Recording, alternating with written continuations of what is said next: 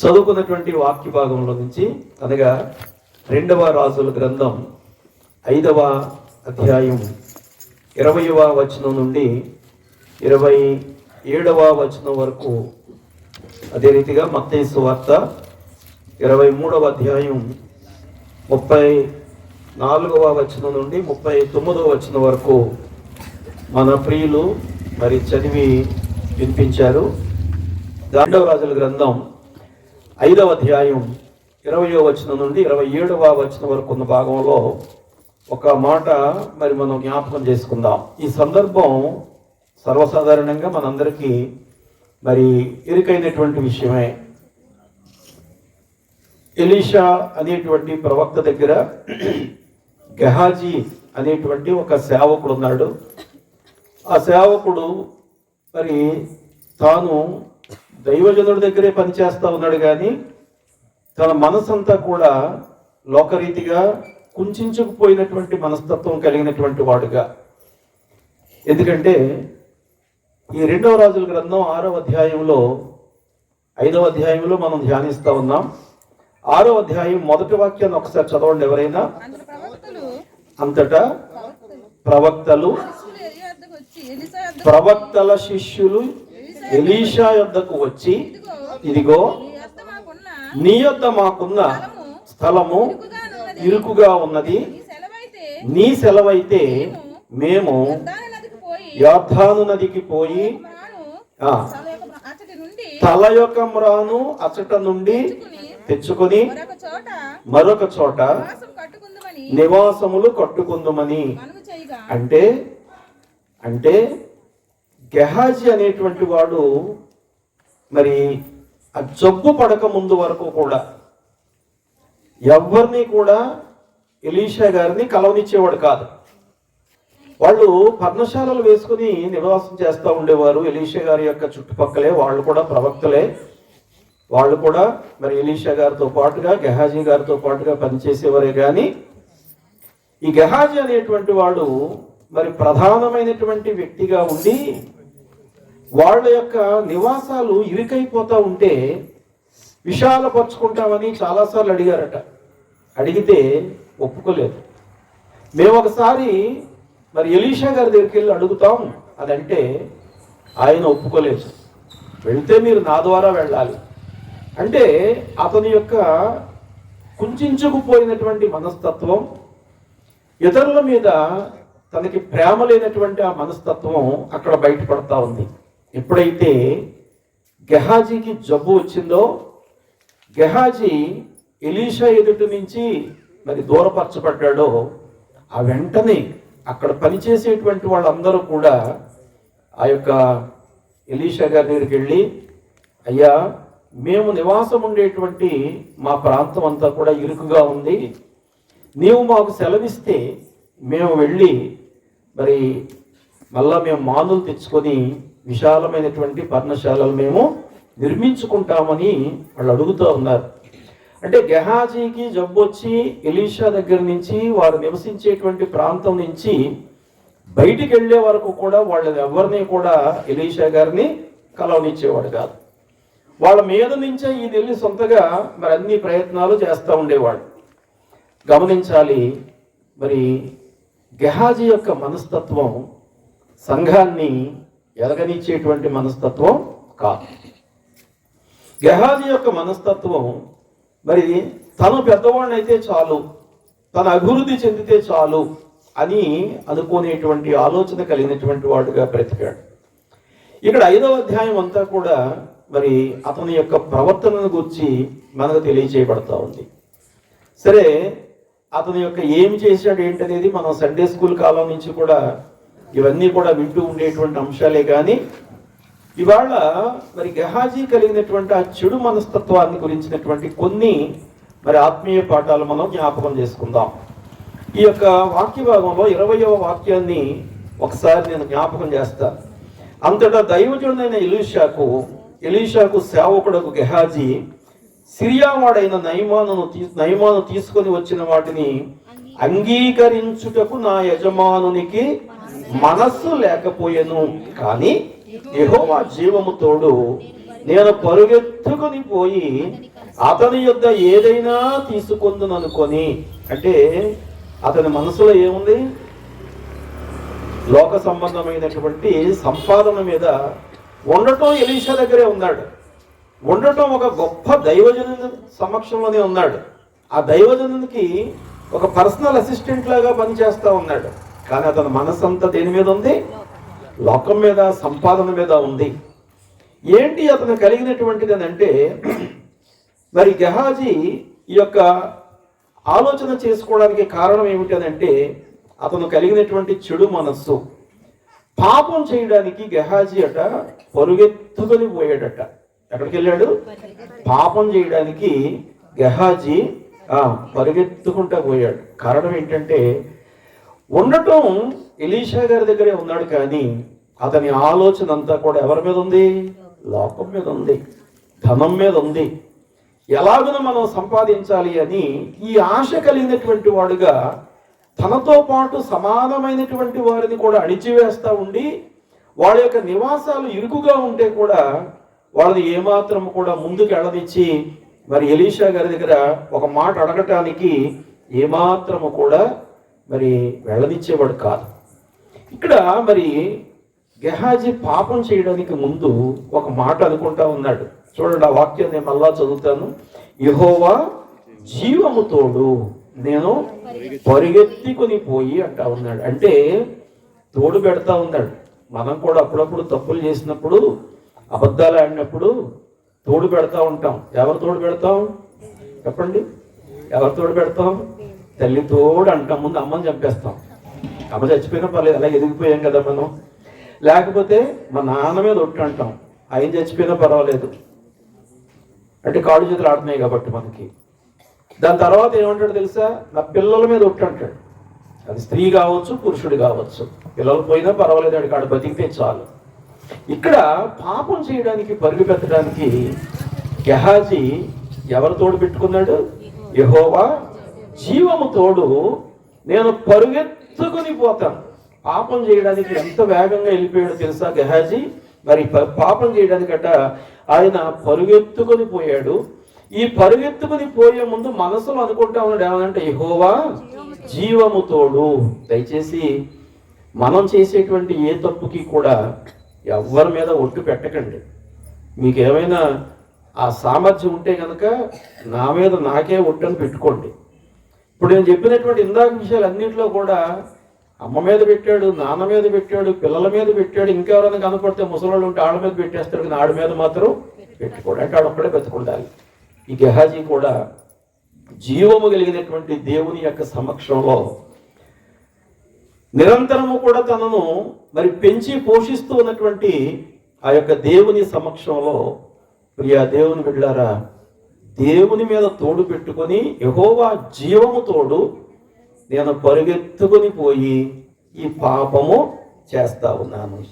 ఏమిటి మరి అతను కలిగినటువంటి మరి ఆ యొక్క చెడు మనస్తత్వం మనం జ్ఞాపకం చేసుకోవాలి.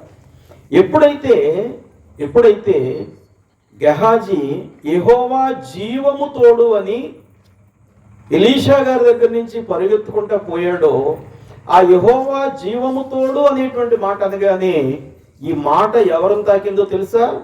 అక్కడ గుడారములో, పర్ణశాలలో ఉన్నటువంటి ఎలీషా గారికి తాకేసింది. ఈ మాట ఆయన దగ్గరికి వెళ్ళిపోయేసరికి చూడండి, ఆయన వెళ్ళాడు, చేయాల్సిన పనంతా చేశాడు. చేసిన తర్వాత మళ్ళీ ఏమీ ఎరగనట్టుగా తన యజమాని దగ్గరికి వచ్చాడు. 25వ వాక్యంలో మనం జ్ఞాపకం చేసుకుంటే, అతడు లోపలికి పోయి తన యజమానిని ముందర నిలవగా ఎలీషా వానిని చూచి, గెహాజీ నీ వెచ్చట నుండి వచ్చితివని అడిగినందుకు వాడు, నీ దాసుడనైన నేను ఎచ్చటికి పోలేదు నిన్ను. కానీ అక్కడ ఆ పర్ణశాల లోపలే ఉన్నటువంటి ఎలీషాకి ఇదంతా తెలిసిపోయింది. కారణం ఏంటో తెలుసా? గెహాజీ పాపం చేయడానికి వెళ్ళేటప్పుడు దైవజనుని యొక్క సమక్షంలో ఉండాల్సినటువంటి వాడు పాపం చేయడానికి పరిగెత్తుకు పోయేటప్పుడు యెహోవా జీవము తోడు. ఎప్పుడు కూడా మనం చేసేటువంటి పాపాలకి దేవుని తోడని ఇప్పుడు అనబాకండి. లేకపోతే మన తల్లిదండ్రుల మీదో పిల్లల మీదో ఒట్టు పెట్టకండి. అసలు ఒట్టు పెట్టడం అనేటువంటిది క్రైస్తవ విశ్వాస జీవితంలో ఉండకూడనటువంటిది. ఎందుచేత మన మాట అవునంటే అవును, కాదంటే కాదు, అంతే. రెండు విషయాలు, అవునా కాదా, వెచ్చగానా చల్లగానా, ఇంతే రెండే విషయాలు. కానీ ఇతను కలిగినటువంటి దౌర్భాగ్యమైనటువంటి స్థితి ఏంటంటే, యెహోవా జీవము తోడు నేను పాపం చేయడానికి పరిగెత్తుకెళ్ళిపోతా ఉన్నాను. దేవుడైన యెహోవా ఆదామును హవ్వను చేసిన తర్వాత వాళ్ళ దగ్గరికి ప్రతిదినం కూడా వచ్చి చక్కగా సంతోషంగా వాళ్ళు సంభాషించుకుంటూ ఉండేవారు. అయితే ఒకానొక దినాన దేవుడైన యెహోవా తోట దగ్గరికి వచ్చి చూడబోతే ఆదాము కానీ హవ్వ కానీ ఎక్కడా కూడా వాళ్ళకి కనపడలేదు. కనపడినప్పుడు దేవుడైన యెహోవా ఒక ప్రశ్న వేశాడు. ఏమిటా ప్రశ్న? ఆదామా నీవెక్కడా, ఆదామా నీవెక్కడా. అప్పుడు ఆదాము ఒప్పుకుంటున్నాడు ఇక్కడ తప్పు. ఆదాము, తోటలో నీ స్వరము వినినప్పుడు నేను దిగంబరినిగా ఉంటుంది గనుక, నాకు సిగ్గేంటో తెలిసింది గనక, నేను లోకంలో బ్రతుకుతా ఉన్నాను, తప్పు చేశాను కాబట్టి నీ ముందరకు రాలేకుండా నేను చెట్ల చాటున దాక్కుని ఉన్నాను అని చెప్తా ఉన్నాడు. ఆదాము తప్పు ఒప్పుకున్నాడు కాబట్టి అతనిని దేవుడైన యెహోవా క్షమించి చేసిన తప్పుకు ప్రతిగా తోట నుంచి బయటికి పంపించాడు. కష్టపడి తినమన్నాడు, కష్టపడి పిల్లల్ని కనమని హవ్వకు చెప్పాడు. ఇవన్నీ జరిగినాయి. కానీ ఇక్కడ గెహాజీ విషయంలో అది జరగలేదు. గమనించాలి ప్రియ దేవుని బిడ్డలారా, మనం చేసేటువంటి ప్రతి తప్పుకు కూడా దేవుని మీద ఒట్టు పెట్టడానికి వీలు. నువ్వు ఆ మాట అన్న మరుక్షణమే ఆయన ఆత్మ నీతోటే ప్రయాణం చేస్తుంది. జాగ్రత్త. ఇక్కడ మరి గెహాజీ ఏమీ ఎరగనట్టుగా లోపలికి వచ్చి యజమానుడి దగ్గర నిలవబడినప్పుడు ఎలీషా అడుగుతా ఉన్నాడు, గెహాజీ నీవెచ్చటి నుండి వచ్చావు అని అడిగితే చూడండి అక్కడ ఆయన అంటాడు, వాడు నీ దాసుడు, నేను ఎచ్చటికి పోలేదు. కాబట్టి ఈ ఒక్క మాటను బట్టి మనం జ్ఞాపకం పెట్టుకోవాలి, ఏ విషయంలో కూడా ఒట్టు కానీ తోడు కానీ అనేటువంటి మాట మన నోట్లో నుంచి రాకూడదు. ఎందుచేత మన నోట్లో నుంచి ఆ మాట రాకూడదంటే, నా సొంత మాటలు చెప్పడం లేదు, వాక్యం నుంచి నేను చెప్తాను. నిర్గమకాండం 20వ అధ్యాయం 7వ వాక్యంలో దేవుడైన యెహోవా మోషే ద్వారా ఇశ్రాయేలు ప్రజలకు ఇచ్చినటువంటి ఆ 10 ఆజ్ఞలలో ఒక చక్కటి మాట చెప్తా ఉన్నాడు అక్కడ. నీ దేవుడైన యెహోవా నామమును వ్యర్థముగా ఉచ్చరింపకూడదు, యెహోవా తన నామమును వ్యర్థముగా ఉచ్చరించు వానిని నిర్దోషిగా ఎంచడు. ఇప్పుడు దోష గెహాజీ నిర్దోష. అమ్మా, దోషులలోకే ప్రథమ దోష అయిపోయాడు. దోషులలోకే తప్పులలోకే ప్రథమమైనటువంటి తప్పు చేసేసాడు. ఎక్కడుండేటువంటి వాడు? దేవుని యొక్క సేవకుల దగ్గరుండి నమ్మకంగా పని చేయాల్సినటువంటి వాడు మరి దేవునికి ద్రోహం చేసినటువంటి వాడుగా దేవుని యొక్క పరిశుద్ధ నామాన్ని మరి వ్యర్థమైనటువంటి రీతిలో ఉచ్చరించి తన యొక్క ఆత్మీయ జీవితాన్ని మరి కోల్పోయినటువంటి వాడుగా ఉంటా ఉన్నాడు.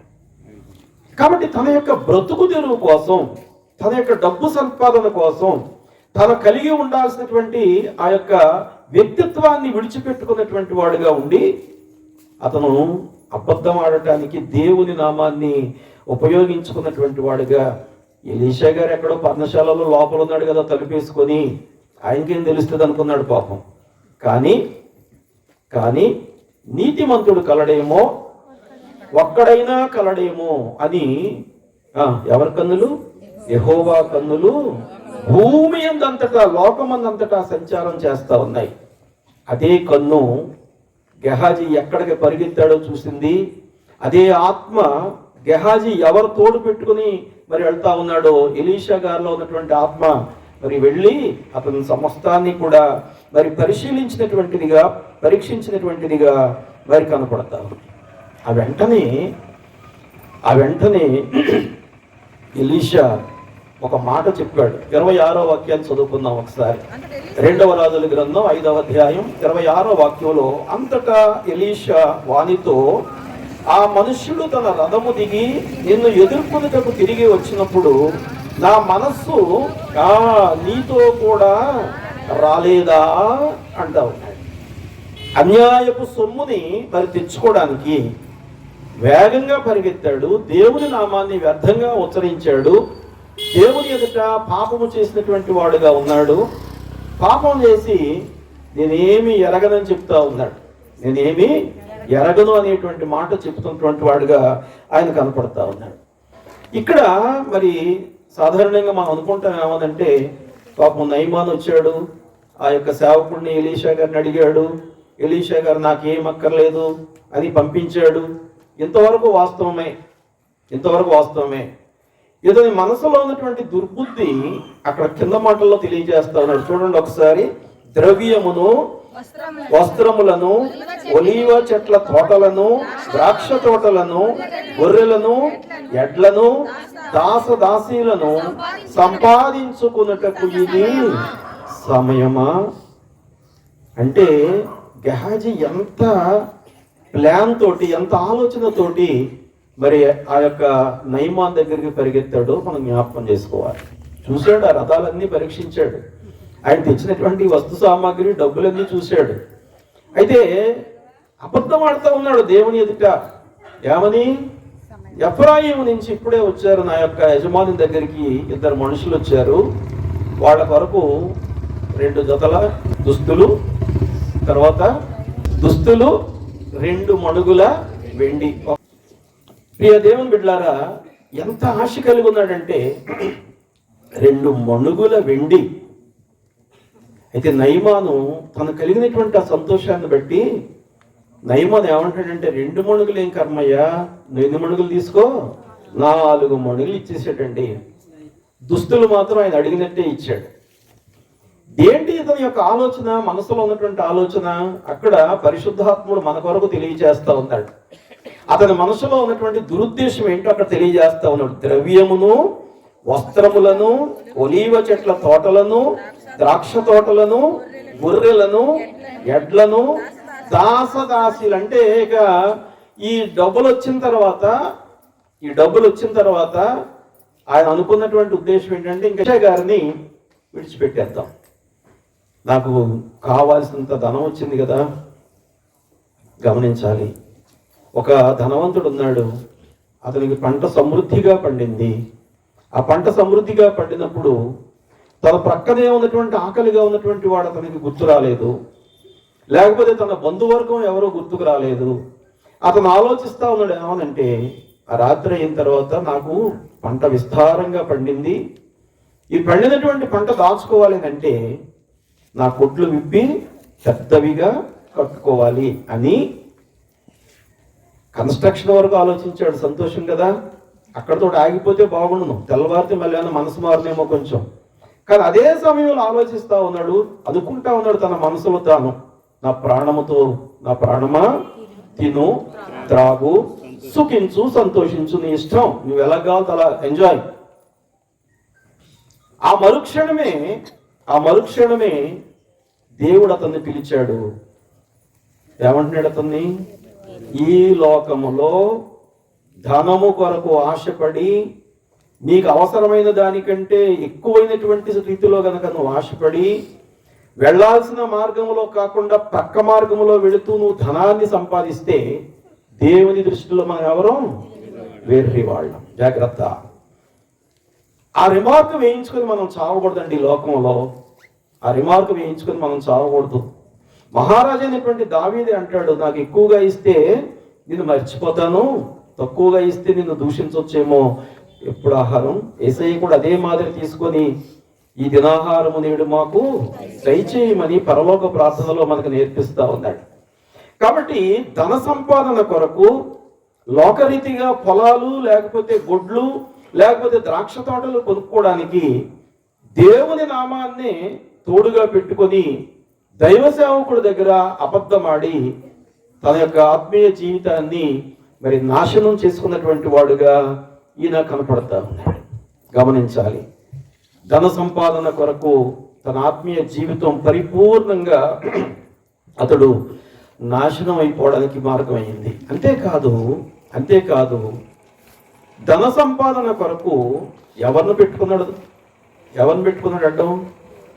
అమ్మా ఎవరిని పెట్టుకున్నాడు? నా యజమాని దగ్గరకు ఎఫ్రాయిము ప్రాంతము నుండి ఇద్దరు వచ్చారు. ఎవరిని అడ్డం పెట్టుకున్నాడు? ఇప్పుడు తన యజమానుని అడ్డం పెట్టుకున్నాడు. మనం కూడా అనేక సందర్భాల్లో మన యొక్క దేవునిని, మన కొరకు తన ప్రాణాన్ని పెట్టినటువంటి మన రక్షకుడిని అడ్డం పెట్టుకుని ఈ లోకములో అడ్డదారులన్నీ కూడా తొక్కుతూ మన ఆత్మీయ జీవితాన్ని నాశనం చేసుకుంటూ అనేక మందికి ఆటంకంగా మనం జీవిస్తూ ఉంటాం. అందుకే 6వ అధ్యాయములో ఆ గెహాజీ పాళెములో నుంచి లేక ఆ ప్రాంతం నుంచి బయటికి వెళ్ళిపోయిన తర్వాత మిగిలినటువంటి ప్రవక్తలు, సేవకులందరూ వచ్చి ఏలియా గారి దగ్గర మొర్ర పెట్టుకుంటా ఉన్నారు. అంటే అప్పటిదాకా ఎవరికి కూడా మొర్ర పెట్టుకోవడానికి వీలు ఎవరిని రానిచ్చేవాడు కాదు. మీరు ఏ విషయం వెళ్ళినా నా మీదుగా వెళ్ళాలి, నాతో కూడా మాట్లాడాలి, నాతో మాట్లాడితేనే నేను మీకు పర్మిషన్ ఇస్తాను అనేటువంటి రీతిలో మరి అతను వంకర మార్గాన్ని ఎన్నుకున్నటువంటి వాడుగా కనపడతా ఉన్నాడు. అక్కడ 22వ వాక్యంలో చాలా స్పష్టంగా చెప్తా ఉన్నాడు. ఏమని చూద్దాం ఒకసారి. నా యజమానుడు నా చేత వర్తమానము పంపి ప్రవక్తల శిష్యులలో ఇద్దరు యవనులు ఎఫ్రాయిము నుండి నా యొద్దకు ఇప్పుడే వచ్చిరి కనుక నీవు వారి కొరకు 2 మణుగుల వెండియు 2 దుస్తుల బట్టలను దయచేయమని సెలవిచ్చెను. 2 మణుగుల వెండికి ఏం కర్మయ్య బాబు, 4 మణుగులు పట్టుకెళ్ళు. బా, ఎంత సంతోషకరమైనటువంటి వార్త అండి దీనికి ఇది. ఈ దొంగ సొమ్ము అంతా పట్టుకొచ్చి ఎక్కడ పెట్టాడు? ఇంట్లో పెట్టాడు. ఎక్కడ పెట్టాడు? ఇంటిలో పెట్టాడు. ఇంకా నేను ఆ సందర్భాలన్నీ లోపలికి వెళ్ళను, కానీ మీకు చదివితే అర్థమయ్యేటువంటి విషయాలు అవన్నీ కూడా. అన్యాయముగా తెచ్చినటువంటి సొమ్ము తన యజమానుడు ఒక పరిశుద్ధుడైనటువంటి ఆ ప్రవక్తను అడ్డం పెట్టుకొని దేవుని యొక్క తోడని చెప్పి అబద్ధమాడి సంపాదించి తెచ్చినటువంటి ధనాన్ని ఎక్కడ దాచిపెట్టాడు? ఇంటిలోనే దాచిపెట్టాడు. ఏమీ ఎరగనట్టుగా మరి ఆయన యొక్క యజమానుడి దగ్గరికి వచ్చి అతను మరి నిలవబడినటువంటి వాడుగా కనపడతా ఉన్నాడు. ఇక దేవుని బిడ్డలారా, ఆ రీతిగా తన ఆత్మీయ జీవితాన్ని పాడు చేసుకున్నాడు. ఆ రీతిగా తన యొక్క వ్యక్తిగతమైనటువంటి స్నేహాన్ని, ఎలీషా గారితో ఉన్నటువంటి ఆ స్నేహాన్ని పాడు చేసుకున్నాడు. ఆ రీతిగా దేవుని ఎదుట ప్రజలందరితో కలిసి జీవించేటువంటి ఆధిక్యత కోల్పోయినటువంటి వాడుగా ఉన్నాడు.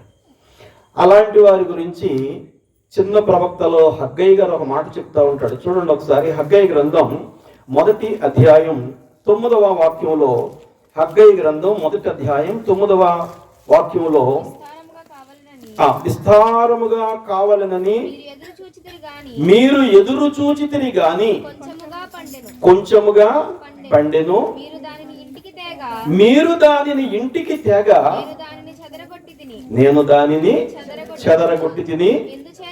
చూడండి ఒకసారి. ఎందుచేత విస్తారంగా పండింది ఇంటికి తెచ్చుకున్నామంటే దాన్ని చెదరగొట్టాడు దేవుడు అక్కడ చెప్తా ఉన్నాడు. ఎందుచేతనగా యెహోవా అడుగుచున్నాడు, నా మందిరము పాడై ఉండగా మీరందరూ మీ ఇండ్లు కట్టుకుని నివసించటం ఇది ధర్మమేనా? ఇది ధర్మమా? చెప్పాలి. నా మందిరం అని అంటే మీరు అనుకుంటారు ఏమనంటే సియోను మందిరం బాగానే ఉంది కదా, షాలేం మందిరానికి స్థలం లేదు కాబట్టి అలా ఉందిలే అనుకుంటారు. ఆ మందిరాలు ఎప్పటికైనా అవుతాయి, ఎందుకంటే అది దేవుని కార్యం జరుగుతుంది. కానీ నీ దేహం అనేటువంటి దేవాలయం ఉంది చూసావా, ఈ దేహం అనేటువంటి దేవాలయం పాడైపోయింది. ఈ దేహం అనేటువంటి దేవాలయంలో దేవుని భయం లేదు. ఈ దేహం అనేటువంటి దేవాలయంలో ప్రార్థన లేదు. ఈ దేహం అనే దేవాలయంలో వాక్యం లేదు. ఈ దేహం అనే దేవాలయంలో నిజాయితీ లేదు. బ్రతికేస్తా ఉన్నాం. అందుకే అంటాడు ఆయన, మీరు ఎంతో సంపాదించుకుంటున్నారు కానీ 6వ వాక్యం చదవండి ఒకసారి. ఏం చెప్తా ఉన్నాడు? మీరు విస్తారముగా విత్తినను మీకు కొంచెమే పండెను, మీరు భోజనము చేయుచున్నను ఆకలి తీరక ఉన్నది, పానము చేయుచున్నను దాహము తీరక ఉన్నది, బట్టలు కప్పుకొనుచున్నను చలి ఆగకున్నది. ఇక్కడ వినాలి జాగ్రత్తగా. పనివారు కష్టము చేసి జీతము సంపాదించుకొనినను జీతము చినిగిపోయిన సంచిలో వేసినట్టు ఉన్నది. దేవుని భయం లేదు, దేవుని దగ్గరికి వెళ్ళాలనే ఆలోచన లేదు. వెళ్తాం వస్తాం అదంతా ఒక రొటీన్. ఒక రొటీన్. ఇష్టం లేని పిల్లోడు బడికి ఎలాగెళ్తాడండి? ఎలాగెళ్తాడు? మోసుకెళ్తాడు కానీ వెళ్ళాడు, ఏడ్చుకుంటూ వెళ్తూ ఉంటాడు. దేవుని సన్నిధికి రావాల్సిన సమయంలో, సమయం అంటే సమయమే అంతే, ఆ సమయం దాటిపోయి మేము వచ్చామనుకో దాని వల్ల ప్రయోజనము ఉండదు. మీకు గమనించాలి. ప్రియ దేవుని బిడ్డలారా, ఎంతో కష్టపడతా ఉన్నారట. హగ్గై గారి కాలంలో ఇశ్రాయేలు ప్రజలు ఎంతో సంపాదిస్తూ ఉన్నారు, కానీ తినబోయేసరికి తినేటువంటి పరిస్థితి ఎక్కడ కనపడటం లేదు. అంటే ఇంట్లో సంతోషము లేని పరిస్థితి. పంట దగ్గరికి వెళ్తే అనుకున్న పంట కంటే కూడా బాగా తక్కువగా పండిపోతా ఉంది. ఎంత దాహానికి నీళ్లు తాగుతూ ఉంటే దాహం అనేటువంటిది తీరటం లేదు. చివరికి మీరు ఎంతో కష్టపడి సంపాదిస్తూ ఉన్నారు, కానీ ఆ సొమ్మంతా ఏమవుతుంది? చిల్లు వేసిన సంచిలో. చక్కగా రాజమండ్రి 10,000 రూపాయలు జేబులో పెట్టుకొని వెళ్ళాం అనుకోండి, చెవికి చిల్లు ఉన్నట్టు మనకు తెలియదు. ఎందుకంటే ప్రయాణం 10,000 రూపాయలు అడిగి వెళ్ళి తగలయ్యాలి బట్టలో, లేకపోతే ఇంకా ఏదో కొనుక్కొని తగలయ్యాలి. కాబట్టి ఆ ఆలోచనే తప్ప ఏ షాప్కి వెళ్దాం ఎక్కడికి వెళ్దామే తప్పి ప్యాంటు చిరిగిపోయిందా, లేకపోతే హ్యాండ్ బ్యాగ్ కింద కన్నం ఉందా, బస్సు ఎక్కేటప్పుడు ఎవడైనా దానికి చింపేస్తున్నాడు, ఏం అక్కర్లేదు మనకి. అందులో పెట్టుకొని గమ్యస్థానానికి వెళ్ళిపోయిన తర్వాత జేబులో చెయ్యి పెట్టి చూస్తే ఏమి లేవు. చెయ్యి కిందకి వెళ్ళిపోతుంది అడికి. ఆమె హ్యాండ్ బ్యాగ్ పెడతా ఉంటే ఎక్కడ చూస్తున్నా కింద నుంచి రోడ్డు అంతా కనపడుతుంది. గమనించాలి. నమ్మకత్వం లేకపోతే, దేవుని యందు భయము భక్తి లేకుండా సంపాదిస్తే అది ఏమవుతుంది? చిల్లు వేసిన. నేను చివరి మాట కంటే ముగించడం లేదు, ఇంకా చాలా ఉంది. ఈ గెహాజీ జీవితంలో జరిగినటువంటి గొప్ప కష్టమైనటువంటి పరిస్థితి ఏంటో తెలుసా? ఇంటిలో 4 మణుగుల వెండి దాచాడు, 2 దుస్తులు, అక్కడ జతల దుస్తులు దాచిపెట్టాడు. తన యొక్క యజమానుడి దగ్గరికి వచ్చాడు, నిలబడ్డాడు, మళ్ళా రెండోసారి కూడా అబద్ధం ఆడాడు. మళ్ళా ఇంటికి వెళ్ళాడా? చెప్పాలి. ఇంటికి రానివ్వరు. కుష్ఠరోగి, ధర్మశాస్త్ర ప్రకారంగా జబ్బు వచ్చినటువంటి వాడు ఎక్కడికి వెళ్ళిపోవాలి? ప్రజలందరూ నివసించేటువంటి ప్రాంతానికి దూరంగా పోవాలి, బయటికి. వాడు ముఖం చూడడానికి కూడా ఎవరు ఇష్టపడేవారు కాదు. ఆ జబ్బు వచ్చిన మరుక్షణమే ఎక్కడికి పోయాడు? ఇంటికి వెళ్ళాడా? బైబిల్లో ఎక్కడా కానీ, చరిత్రలో కూడా ఎక్కడా కూడా, ఏ పుస్తకంలో కూడా, ఏ పండితుడు కూడా అతను మళ్ళా ఇంటికి వెళ్ళాడు, అతను సంతోషించాడనే మాట రాయలేదు. ఎందుకో తెలుసా? అతనితో పాటుగా అతని వారందరికీ, ఎవరితో పాటుగా గెహాజీతో పాటుగా అతని ఇంటి వారందరికీ, రాబోయే తరాల వారికి కూడా ఆ వ్యాధి సోకేలాగా దేవుడు శపించేశాడు. ఇక్కడ ఈ సందర్భంలో మనం ఒక సందర్భాన్ని జ్ఞాపకం చేసుకోవాలి. ఏంటో తెలుసా? తన సహోదరుడి మీద కోపగించుకొని అతను చేసుకున్నటువంటి ఆ వివాహాన్ని బట్టి అతన్ని హేళనగా మాట్లాడినటువంటి మిరియాము ఎన్ని దినాలు బయట ఉంది? 7 దినాలు బయట ఉన్న తర్వాత ఆమె తండ్రి వచ్చి ఆమె చేసినటువంటి తప్పుకు ప్రతిగా నా కడుపును చెడబుట్టావని ఆమె ముఖం మీద ఉమ్మి వేసిన తర్వాత, ఏ దైవజనుడినైతే దూషించిందో ఆ దైవజనుడు వచ్చి ఆమె కొరకు ప్రార్థన చేసిన తర్వాత మాత్రమే ఆమె జబ్బు. అక్కడైతే కొంత క్షమాగుణం చూపించాడు తండ్రి అయినటువంటి దేవుడు. కానీ ఇక్కడ గెహాజీ విషయంలో పరిపూర్ణంగా తప్పు చేశాడు. కాబట్టి ఆ తప్పు చేసినటువంటి ఆ గెహాజీ ఇక మరలా ఇంటి చూపు చూసినట్టుగా ఎక్కడ కూడా మనకి ఏ గ్రంథంలో కూడా వ్రాయబడలేదు. అతనితో పాటుగా అతని యొక్క కుటుంబీకులకు కూడా ఆ నష్టం వచ్చినటువంటిదిగా కనపడతా ఉంది. ప్రియ దేవుని బిడ్డలారా, దేవుని సన్నిధిలో అబద్ధమాడితే, దేవుని నామాన్ని వ్యర్థముగా ఉచ్చరించి అబద్ధపు కార్యాలు చేస్తే, మనతో పాటుగా మన కుటుంబాల్లో ఉన్నటువంటి, గత రాత్రి అనుకుంటే మనం జ్ఞాపకం చేసుకుందాం, తల్లిదండ్రులు చేసేటువంటి తప్పు ఎన్ని తరాల వరకు ఉంటుందట? 4 తరాలు. ఈ తల్లిదండ్రులు 4 తరాలంటే ఈ 2వ జనరేషన్లో వాళ్ళు కూడా, 2వ తరంలో కూడా తప్పు చేస్తే మళ్ళీ ఇంకొక తరం పెరిగిపోతూ ఉంటుంది. కాబట్టి ఆ రీతిగా తప్పు చేయొద్దు. నీ ఉన్నదానిలో నేను బ్రతకడానికి నువ్వు ఇష్టపడేటువంటి వాడిగా, ఇష్టపడేదానిగా ఉండాలి. ఇది మనం గెహాజీ నుంచి మనం నేర్చుకునేటువంటి ఒక గొప్ప పాఠం. రెండవదిగా, గెహాజీ మిరియాము తండ్రి అయినటువంటి దేవుని కాలంలో ఉంది. గెహాజీ ప్రవక్తల కాలంలో ఉన్నటువంటి వాడుగా ఉన్నాడు. రెండింటిలో కూడా జబ్బు వచ్చింది, కానీ ఒక స్థాయిలో మరి బాగుపడింది, మరొక స్థాయిలో తరతరాలు కూడా జబ్బు వచ్చినటువంటిదిగా కనపడతా ఉంది. కానీ ఆది సంఘములో ఉన్నటువంటి విశ్వాసుల మధ్యలో అపోస్తుల కార్యాల గ్రంథంలో మనం ఆ విషయాలు జ్ఞాపకం చేసుకోగలుగుతాం. 5వ అధ్యాయంలో అననీయ సప్ఫీరా అనేటువంటి వాళ్ళు కనపడతా ఉంటారు. చూడండి ఒకసారి అపోస్తుల కార్యాల గ్రంథం 5వ అధ్యాయం 3వ వాక్యం 2వ భాగం చదవండి ఎవరైనా. నీ భూమి వెలలో కొంత దాచుకొని పరిశుద్ధాత్మను మోసపుచ్చుటకు సాతాను ఎందుకు నీ హృదయమును ప్రేరేపించెను? 4వ వాక్యం మళ్ళా 2వ భాగం అంటాడు, నీవు మనుషులతో కాదు దేవునితోనే చెలగాటాలు ఆడద్దు. దేవునితోటి చెలగాటాలు ఇప్పుడు ఆడద్దు, దేవునితోటి.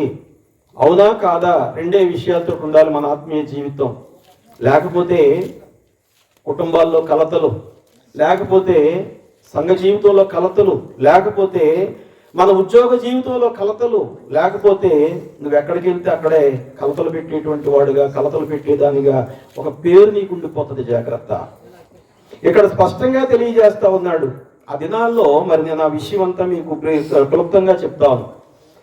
ఆ దినాల్లో మరి కొంతమంది విశ్వాసులైనటువంటి వారు ధనం లేక బ్రతకడానికి కష్టంగా ఉంటే ఈ పెద్దలందరూ కలిసి ఒక నిర్ణయాన్ని తీసుకున్నారు.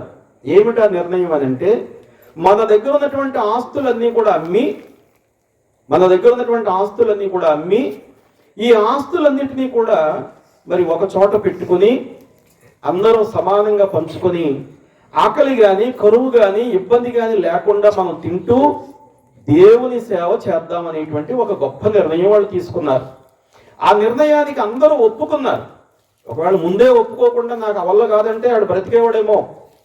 ఈ అననీయ సప్ఫీరాలు కూడా ఒప్పుకున్నారు. ఒప్పుకొని వాళ్ళు ఏం చేశారంటే, అమ్మినటువంటి భూమి వెలలో కొంత ఎక్కడ దాచారు? అక్కడ గెహాజీ ఎక్కడ దాచాడు? ఇంటిలో దాచాడు. ఇక్కడ అననీయ సప్ఫీరా వచ్చినటువంటి ఆ డబ్బుని ఎక్కడ దాచారు? ఇంటిలో దాచారు. అననీయ వచ్చాడు, ఆ డబ్బు పట్టుకుని పేతురు యోహాను గారి పాదాల దగ్గర పెడితే, అననీయ ఇంతకీ అమ్మావా నీ భూమి? అవునయ్యా, ఇంతకే అమ్మాను.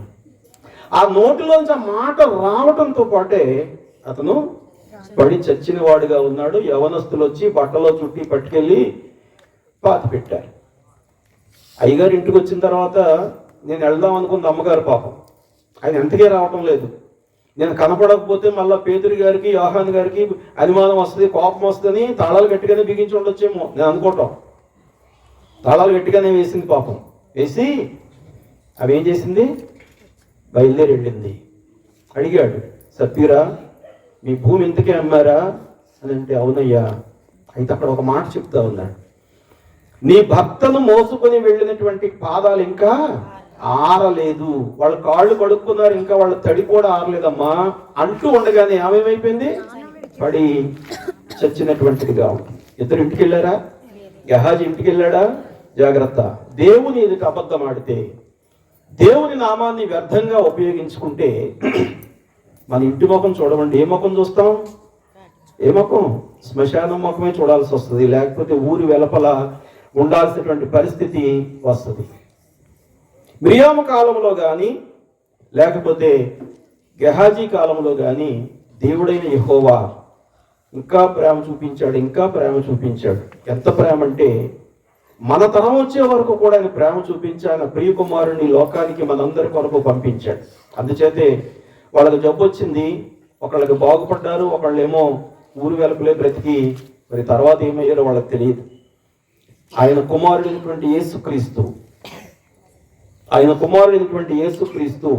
మరి ఆయన క్షమించేటువంటి గుణం కలిగినటువంటి వాడుగా ఉంటా ఉన్నాడు. క్షమించేటువంటి గుణం. దేవుడు ఆదాము హవ్వలు పాపం చేసినప్పుడు ఏ రీతిగా పరిశుద్ధమైనటువంటి స్థలం నుంచి వాళ్ళని దూరం చేశాడో, మిరియాము కానీ గెహాజీ కానీ పాపం చేసినప్పుడు కూడా ప్రజలందరూ నివసించేటువంటి స్థలం నుంచి దూరంగా పెట్టాడు మిరియాముని. 7వ దినం తర్వాత బాగుపడింది. గెహాజీకి ఆ బాగుపడేటువంటి యోగం కూడా లేదు. ఎందుకంటే తన యజమానిని మోసం చేశాడు, దేవుని నామాన్ని వ్యర్థంగా వాడేసుకున్నాడు. కానీ యేసయ్య ఉన్నాడు చూసారా, యేసు ప్రభు ఉన్నాడు చూసారా, వీరేమి చేస్తున్నారో వీరు ఎరుగరు కనుక వీరిని, అంటే ఈయన క్షమించేటువంటి వాడు, ఎంత పాపినైనా క్షమిస్తాడు. నా మార్గంలో రండని బోధించి క్షమాపణ ఇచ్చేటువంటి వాడు మన యేసయ్య.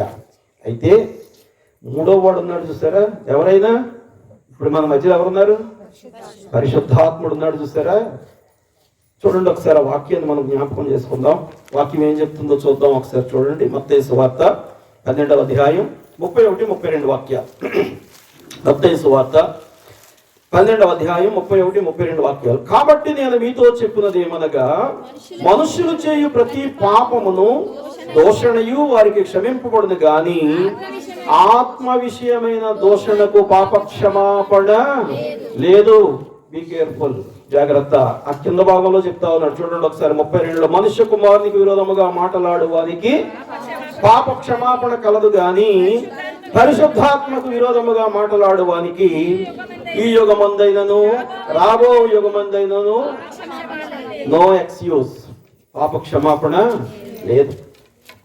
అననీయ సభ్యురాలు ఎవరిని మోసగించారు? పేతురు గారు అంటాడు, మీరు పరిశుద్ధాత్మను మోసగించారు. పరిశుద్ధాత్మను మోసగిస్తే మారు మాట్లాడడానికి కూడా అవకాశం ఉండదండి. రెండో మాట కూడా ఉండదు. ఏమాత్రము కూడా జవాబు దొరకనటువంటి పరిస్థితిలో మనం ఏమైపోతామో మనకు తెలియనటువంటి పరిస్థితిలో ఉంటాం. అది జ్ఞాపకం చేసుకోవాలి. కాబట్టి ఇక్కడ మరి అనేకమైనటువంటి సత్యాలు దేవుని యొక్క వాక్యం ద్వారా మనం జ్ఞాపకం చేసుకుంటా ఉన్నాం. ఇక్కడ మరి ఎలీషాకు నయమాను బహుమతి ఇవ్వాలనుకున్నాడు కదా. అయ్యా నా దగ్గర ఏమన్నా తీసుకో అయ్యా, కొంచెం ఏమన్నా తీసుకో అని అడిగాడు. అడిగితే ఆయన ఏమంటున్నాడో చూడండి ఒకసారి. 2వ రాజుల గ్రంథం 5వ అధ్యాయం 16వ వాక్యంలో, ఎలీషా ఎవని సన్నిధిని నేను నిలబడి ఉన్నానో ఇశ్రాయేలు దేవుడైన యెహోవా జీవము తోడు నేనేమీ తీసుకొనని చెప్పెను. నయమాను అతనిని ఎంతో బ్రతిమలాడను, అతడు ఒప్పుకోలేదు.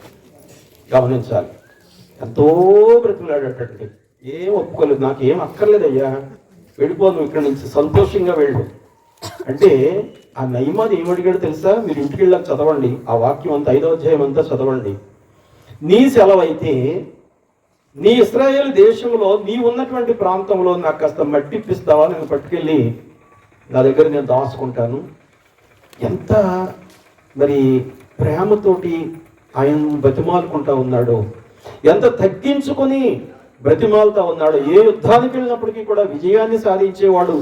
ఆయన యొక్క రాజు ద్వారా మంచి పేరు సంపాదించుకున్నాడు నయమాన్. అయినప్పటికీ కూడా ప్రియ దేవుని బిడ్డలారా, ప్రవక్త దగ్గరికి వచ్చి బ్రతిమాలుకుంటా ఉన్నాడు. దేనికోసం? మట్టి కోసం. ప్రవక్త దగ్గరికి వెళ్ళి ఏమో మట్టి కోసం బ్రతిమాలుకుంటా ఉంటే, ఆయన ఏమో ఆ రోగం బాగైనటువంటి వాడి దగ్గరికి వెళ్ళి ఆయన ఏమంటున్నాడు, నాకు బట్టలు కావాలి, నాకు కావాలంటే సంతోషమే, ఫోన్లు అనుకోవచ్చు. ఎవరికి కావాలంటున్నాడు? ఎలీషా గారిని వంకేసుకుని అడుక్కుంటా ఉన్నాడు. ఇంట్లో పెట్టాడు, ఇంటికి వెళ్ళలేదు. అననీయ సప్పీరాలు వచ్చిన ధనంలో కొంత దాచిపెట్టారు, ఇంటికి వెళ్ళలేదు. దేవునికి ఇవ్వాలనేటువంటి ఒక ఒప్పందం చేసుకున్నప్పుడు ఆ ఒప్పందాన్ని కనుక నువ్వు నెరవేర్చుకోకపోతే అంతకంటే ఘోరమైన పాపం మరొకటి ఉండదనేటువంటి సత్యాన్ని మరి మనం జ్ఞాపకం చేసుకోవాల్సిందిగా నేను మీకు తెలియజేస్తా ఉన్నాను. నేను మీకు మరొక సందర్భాన్ని జ్ఞాపకం చేస్తాను. అపోస్తుల కార్యాల గ్రంథం 8వ అధ్యాయం 9వ వాక్యంలో, అపోస్తుల కార్యాల గ్రంథం 8వ అధ్యాయం 9వ వాక్యంలో ఒక వ్యక్తి కనపడతా ఉన్నాడు. వాడు ఎవడంటే సీమోన్. అంటే మళ్ళీ మనం సీమోను పేతురు అనుకుంటామమ్మా. సీమోను కాదు, గారడీ సీమోను. ఎవడా సీమోను? గారడీ సీమోను. గారడీలు చేసి ప్రజలందరినీ కూడా ఉబ్బి తప్పించేలాగా చేసేసి రకరకాలైనటువంటి విధానాల్లో వాళ్ళని చక్కగా ఆట పట్టించి ధనాన్ని సంపాదించుకుంటా ఉన్నాడు. అయితే పేతురు యోహానులు ఆత్మ సంబంధమైనటువంటి కార్యాలు చేస్తూ వాళ్ళకి దొరికినప్పుడు వాళ్ళతో పాటుగా ఫిలిప్పు కూడా ఉన్నాడు. సమరయుల ప్రాంతంలో, పరిసయ్యుల ప్రాంతంలో వెళ్ళి సేవ చేస్తా ఉన్నప్పుడు వాళ్ళని చూశాడు. ఏంటి వీళ్ళు వెనకాల ఎంత జనం వస్తా ఉన్నారు, ఈ జనమంతా నా వెనకాల వస్తే వాళ్ళ దగ్గర నుంచి ఇంకా డబ్బు తీసుకోవడం తేలికవుతుంది కదా అని వాళ్ళ దగ్గరికి వచ్చి, చూడండి ఒకసారి ఏమంటా ఉన్నాడు 19వ వాక్యంలో, వారి ఎదుట ద్రవ్యము పెట్టి నేను ఎవరి మీద చేతులు ఉంచుదునో వాడు పరిశుద్ధాత్మను పొందినట్లు ఈ అధికారము నాకు ఈయుడని అడిగాను. అందుకు పేతురు, నీవు ద్రవ్యమిచ్చి దేవుని వరమును సంపాదించుకుందని తలంచుకున్నందున నీ వెండి నీతో కూడా నశించునుగాక. మీరెంతో సంపాదించుకుంటా ఉన్నారు కానీ ఆ సంపాదన అంతా కూడా చిల్లు వేసిన సంచిలో ఉందంటాడు హగ్గయ్య గారు. ఎంతో సంపాదించి ఇంట్లో పెట్టాడు కానీ ఇంటి ముఖం చూడలేదు గెహాజీ గారు. గమనించాలి ప్రియ దేవుని బిడ్డలారా, దేవునికి ద్రవ్యం ఇచ్చి పరిశుద్ధాత్మను మనం పొందలేం. ఎలా పొందుకుంటాం? నమ్మి, లేకపోతే మారు మనసు, పాపక్షమాపణ, బాప్తిస్మము, రక్షణ. బాప్తిస్మం ద్వారా దేవుని నామాన్ని మనం దోచుకోగలం. అంతేగాని ఆయన దగ్గరికి డబ్బులు పట్టుకొస్తే, అంటే నేను మందిరంలో పనులు డబ్బులు ఇవ్వద్దని చెప్తాం లేదు, ఇవ్వండి. ముందు మీ హృదయాన్ని దేవునికి ఇచ్చేస్తే ఆటోమేటిక్గా మీ ఇంట్లో తాళాలు వేస్తే అన్నీ బయటకు వచ్చేస్తాయి. హృదయాన్ని దేవునికి ఇవ్వకపోతే గెహాజీలాగా తాళం వేసుకొని అప్పుడు వస్తాం మందిరానికి. ఆలోచించాలంటే వాళ్ళ హృదయం ఎవరికి ఇవ్వలేదు? దేవునికి ఇవ్వలేదు. హృదయాన్ని దేవునికి ఇవ్వలేదు కాబట్టి వాడు చెయ్యి కూడా సాగటం లేదు. చెయ్యి సాగటం లేదు కాబట్టి తాళం వేస్తాక మాత్రం సాగింది. జాగ్రత్తగా తాళం వేసి వచ్చారు. ఆ తర్వాత ఎక్కడ దాన్ని సమర్పించుకోవాలో అక్కడ సమర్పించుకుంటామంటారు. వీడు అదే అడుగుతూ ఉన్నాడు, అయ్యా ఆ పరిశుద్ధాత్మ అనేటువంటి వరాన్ని నేను కొనుక్కుంటాను, నాకు ఇవ్వండి. పరిశుద్ధాత్మ వరం కొనుక్కునేటువంటిది కాదు. పరిశుద్ధాత్మ వరం నీకు ఎలాగైతే అలాగా దొరికేటువంటిది కాదు. అధికారం నాకు ఇవ్వండి అని అడుగుతా ఉన్నాడు. ఇది అధికారపూర్వకమైనటువంటి పరిస్థితి కాదండి. నిన్ను నీవు దేవుని ఎదుట తగ్గించుకుంటే, నిన్ను నీవు దేవుని ఎదుట సమర్పించుకుంటే ఆ సమర్పణ ఎంతో ఆశీర్వాదంగా మారుతుంది. అవి విని వెంటనే పేతురు గారు ఏం చేశాడో తెలుసా అండి? పేతురు గారు ఏం చేశాడు చూడండి. అక్కడ ద్రవ్యం ఇచ్చి దేవుని వరమును సంపాదించుకున్నదని తలంచుకున్నందున నీ వెండి నీతో కూడా నశించునుగాక. 21వ వాక్యంలో, నీ హృదయము దేవుని ఎదుట సరైనది కాదు గనుక ఈ కార్యమందు నీకు పాలు పంపులు. అసలు పరిశుద్ధాత్మను కాదురా బాబు, నువ్వు ఇక్కడ నిలబడడానికే నీకు అవకాశం లేదు, ఆస్కారం లేదని చెప్తా ఉన్నాడు పేతురు గారు. ఒకవేళ మన మందిరాల్లో కనుక ఇలాంటి ప్రసంగం చేస్తే చెప్పాడు ప్రసంగం, ఇంకో దానికి వెళ్దాం. సబ్బు రాసి దెబ్బలు కనపడకుండా తన్నేవాళ్ళు ఉంటారు కదా, అక్కడికి వెళ్దాం. అక్కడంతా మళ్ళా వదలగొట్టుకున్న తర్వాత, బుద్ధి వచ్చిన తర్వాత, నా తండ్రి అంటే అనేకమైనటువంటి నివాసాలు ఉన్నాయి, అందరికీ ఆహారం దొరుకుతుంది అనుకున్నాడు. చూసారా ఒక ఆయన, అలా మళ్ళీ అక్కడికి వస్తాం అంతే. గమనించాలి ప్రియ దేవుని బిడ్డలారా, మన ఆత్మీయ జీవితాలు నాశనం చేసేది ఏంటో తెలుసా? ధనం. నీ ధనం ఎక్కడ ఉండునో నీ ప్రాణం, నీ మనసు అన్నీ అక్కడే ఉంటాయి. ఇంకా ఒక ఆయన అంటాడు కదా, పెద్దవాళ్ళు చెప్తా ఉంటారు కదా, చిత్తం దేవుడి మీద అంట, భక్తి చెప్పుల మీద ఉంటుంది. లోపలే కూర్చుంటాం కానీ కొత్త చెప్పులు కొనుక్కుందని ఏమైపోతాయి అనేసి అని రకరకాల ఆలోచనలతోటి మన యొక్క ఆత్మీయ జీవితాలు నాశనం చేసుకుంటాం. ఎలాంటి విధిలో నాశనం చేసుకుంటాం? పౌలు గారు ఎఫెసీ సంఘానికి రాస్తూ ఎఫెసీ పత్రిక 5వ అధ్యాయం 5వ వాక్యంలో, ఎఫెసీ పత్రిక 5వ అధ్యాయం 5వ వాక్యంలో, వ్యభిచారి అయినను, అపవిత్రుడైనను, విగ్రహారాధికుడైనను, లోబి అయినను, క్రీస్తు యొక్కయు దేవుని యొక్కయు రాజ్యమునకు హక్కుదారుడు కాదన్న సంగతి మీకు నిశ్చయముగా మీకు తెలుసుండి కూడా తప్పు చేస్తా ఉన్నారు. అదే మేము అసలు వ్యభిచారులం కాదండి, నీ దేవుడి కంటే నువ్వు దేన్నన్నా ఎక్కువ ప్రేమిస్తావు అంటే ఏం చేస్తున్నట్టు నువ్వు అంతే. ఇంకందులో మళ్ళీ సమస్య లేదు. అదే నేను అపవిత్రుడు కాదండి, నీ తోటి సహోదరుని నువ్వు అసహించుకుంటా ఉన్నావు, నీ తోటి సహోదరుని నువ్వు ప్రేమించలేకపోతా ఉన్నావు అని అంటే నువ్వు దేవుని దృష్టిలో ఎవరు? నువ్వు నీ సహోదరుని మరి ప్రేమించలేకపోతే ఆయన నిన్ను ఎలా ప్రేమిస్తాడు? కాబట్టి నువ్వు అపవిత్రుడవే. మూడవదిగా, విగ్రహారాధికుడుగా ఉండొద్దు అంటా ఉన్నాడు. దేన్నైతే దేవుడు కాదంటాడో దానికి జోలికి నువ్వు వెళ్ళవద్దు. లోభిగా ఉండొద్దు. ఎక్కడ అవసరం ఉందో అక్కడ పెట్టాలి, ఎక్కడ వెనక తీయాలో అక్కడ తీయాలి. అది నేర్చుకోకపోతే ఒక వ్యక్తి యొక్క జీవితానికి, మరి ముఖ్యంగా క్రైస్తవ విశ్వాసుల యొక్క జీవితానికి అర్థం అనేటువంటిది ఉండదనేటువంటి సత్యాన్ని మరి జ్ఞాపకం చేసుకోవాల్సిందిగా మీకు తెలియజేస్తా ఉన్నాను. పేతురు గారు ఈ వరాన్ని నువ్వు పొందుకోలేవని వరాన్ని నువ్వు పొందుకోలేవని మరి చెప్పడమే కాదండి, ఆయన ఏం చేశాడు తెలుసా? సువార్త ప్రకటించాడు. ఎవరికి? ఎవరికి? గారిడి సీమోనికి సువార్త ప్రకటించాడు. 8వ అధ్యాయం 22, 23 వాక్యాల్లో, నీవు ఘోరమైన దుష్టత్వంలో జీవిస్తా ఉన్నావు గారిడి వాడా, ఆ దుష్టత్వం నుంచి నువ్వు బయటపడాలి. నువ్వు నా దేవుణ్ణి వేడుకో, ఒకవేళ ఆయన నిన్ను క్షమిస్తాడేమో అనేటువంటి. చూడండి అక్కడ దుష్టత్వం అనేటువంటి దగ్గర ఏమి రాశాడు? 3 అంకె వేసి చూడండి ఒకసారి. దుష్టత్వం అనేటువంటి మాట దగ్గర 23వ వాక్యంలో దుష్టత్వం అనేటువంటి దగ్గర 3వ అంకె వేసి, అమ్మా ఏంటంట? చేదైన పైత్యముతో. అది ఇక దాని గురించి నేను ఎక్కువ మీకు వివరించక్కర్లేదు. కాబట్టి ఈ రీతిగా మరి దేవుని వరాన్ని డబ్బులతో కొనలేము, దేవుని యొక్క నామాన్ని మరి వ్యర్థముగా ఉచ్చరించి ఆయనను మనం ఏమాత్రము కూడా మరి మనసు గెలవలేం. గమనించాలి. అలాంటి వారి గురించే చెప్తా ఉన్నాడు మత్తయి సువార్త 23వ అధ్యాయం 34వ వాక్యంలో, 34 నుంచి 39లో 37 అంటాడు అక్కడ, యెరూషలేమా యెరూషలేమా, ప్రవక్తలను చంపుచు నీ వద్దకు పంపబడిన వారిని రాళ్లతో కొట్టుచూ ఉండుదానా, కోడి తన పిల్లలను రెక్కల క్రిందికి ఎలాగూ చేర్చుకున్నో అలాగే నేనును మీ పిల్లలను ఎన్నో మారులు చేర్చుకొనవలెనని ఉంటిని గాని మీరు ఒప్పుకోకపోయారు అంటా ఉన్నాడు.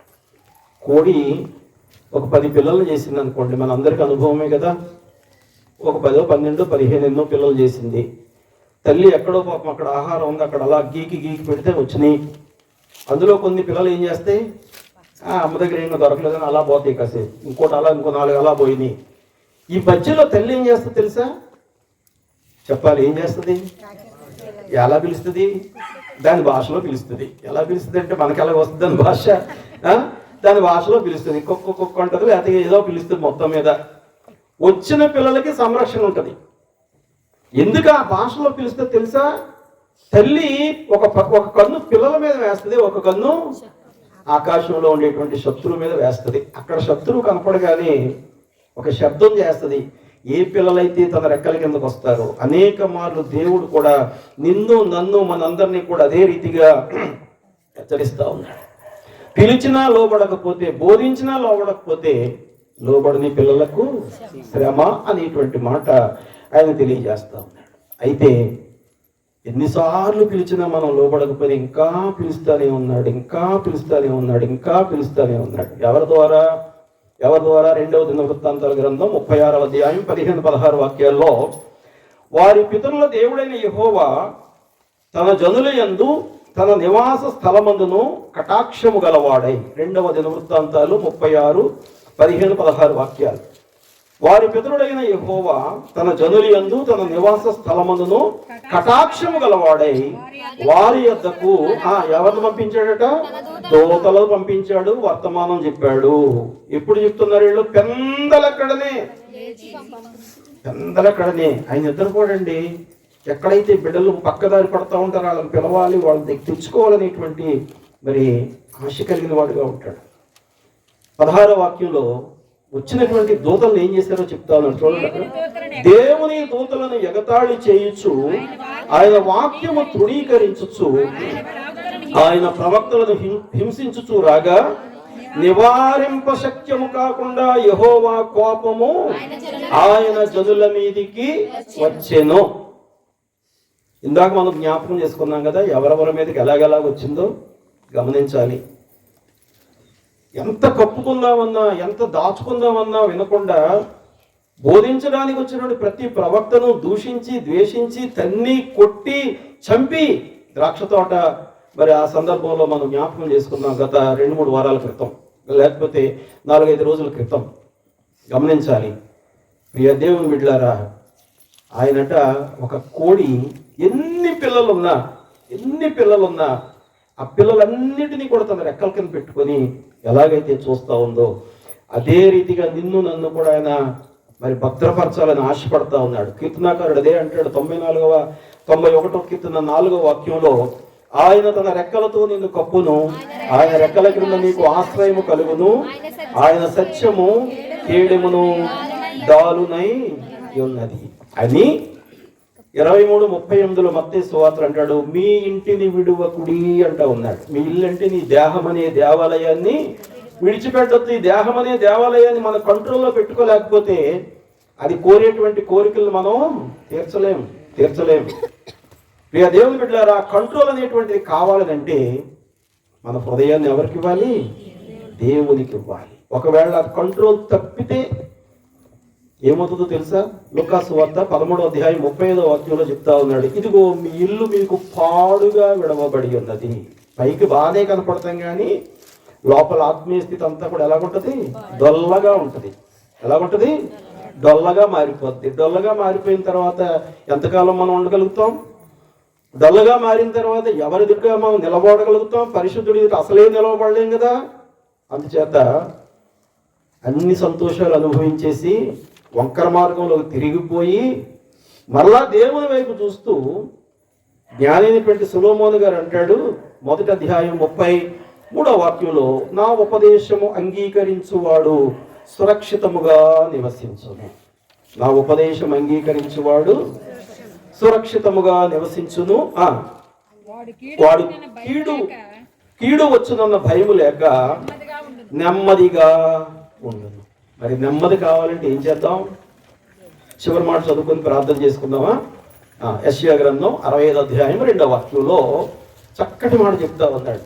యెషయా గ్రంథం 26వ అధ్యాయం 3వ యెషయా గ్రంథం 26వ అధ్యాయం 3వ ఎవని మనస్సు నీ మీద ఆనుకున్ననో వానిని నీవు పూర్ణ శాంతి గలవానిగా కాపాడు. అర్థమైందా? అనగా అతడు నీ యందు విశ్వాసం ఉంచి అన్నాడు. ఆ విశ్వాసాన్ని మనం బలపరుచుకోవాలంటే, ఆ విశ్వాసాన్ని భద్రపరుచుకోవాలంటే దేవునితోటి చెలగాటాలొద్దు, దేవుని యొక్క వాక్యంతో చెలగాటాలొద్దు, దేవుని యొక్క సన్నిధితో చెలగాటాలొద్దు, దైవజనులతో చెలగాటాలొద్దు, నీ దగ్గర ఉన్నటువంటి నీ పెద్దలతో చెలగాటాలొద్దు.